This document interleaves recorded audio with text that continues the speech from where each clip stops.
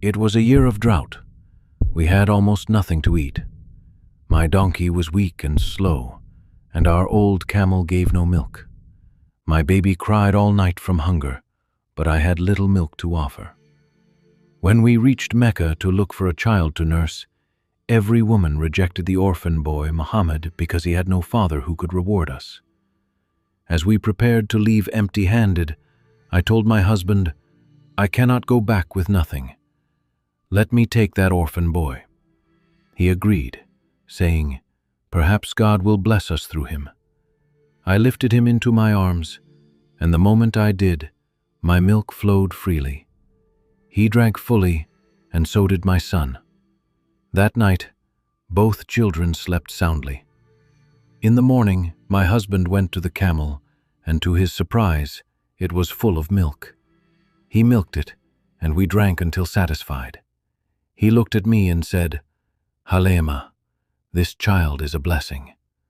I replied, "By God's grace, I believe so."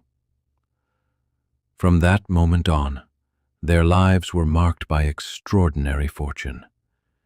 The donkey that had once lagged behind became swift and strong. The pastures of their tribe flourished, and their animals returned nourished and full. The incident of the opened chest. Muhammad, peace be upon him, remained with Haleemah for about 2 years. When he was weaned, she and her husband asked his mother if he could stay longer, citing the blessings he brought and concerns about diseases in Mecca. His mother agreed, and he stayed until he was about 4 or 5 years old. One day, as narrated in the collection of Imam Muslim, the angel Gabriel descended and performed a miraculous act. He opened the prophet's chest, removed a black clot from his heart, saying, "This was the part of Satan within you." He then washed the heart in the sacred water of Zamzam, in a golden basin, and returned it to its place. When the other children saw this, they ran to Haleemah, crying, "Muhammad has been killed!" But when she found him, he was alive and well, though his face had turned pale. Return to his mother. After this event, Haleemah became concerned for his safety and returned him to his mother, Aminah. At the age of 6, Aminah took Muhammad, peace be upon him, on a journey to visit the grave of her husband, located in Yathrib, known today as Medina. She traveled with her son, their servant Ayman, and her father-in-law Abdul Muttalib. They stayed in Yathrib for about a month, but on the return journey, tragedy struck. Aminah fell severely ill and passed away in a place called Abwa, between Mecca and Medina. And so the Prophet, peace be upon him, became a double orphan, having lost both his father and mother in early childhood. To his compassionate grandfather.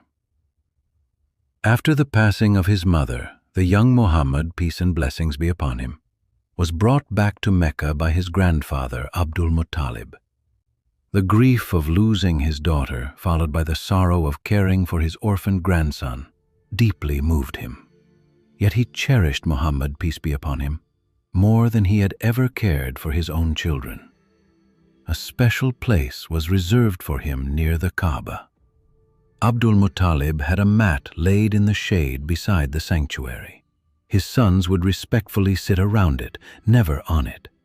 But the young Muhammad, peace be upon him, would walk right up and sit on the mat. Whenever his uncles tried to remove him, Abdul Muttalib would stop them, saying, "Leave my grandson. I swear by God, this boy will one day hold a noble position." He would embrace the boy, gently patting his back, and always seemed pleased with his presence. When the Prophet, peace be upon him, reached the age of 8 years, 2 months, and 10 days, Abdul Muttalib passed away in Mecca, under the care of his uncle. After the death of his grandfather, the responsibility of raising Muhammad, peace be upon him, was passed to his uncle, Abu Talib, the full brother of the Prophet's father. Abu Talib treated him with the utmost kindness. He gave him a place among his own children and even showed him greater affection and honor. For the next 40 years, Abu Talib would care for him, love him, and shield him from harm.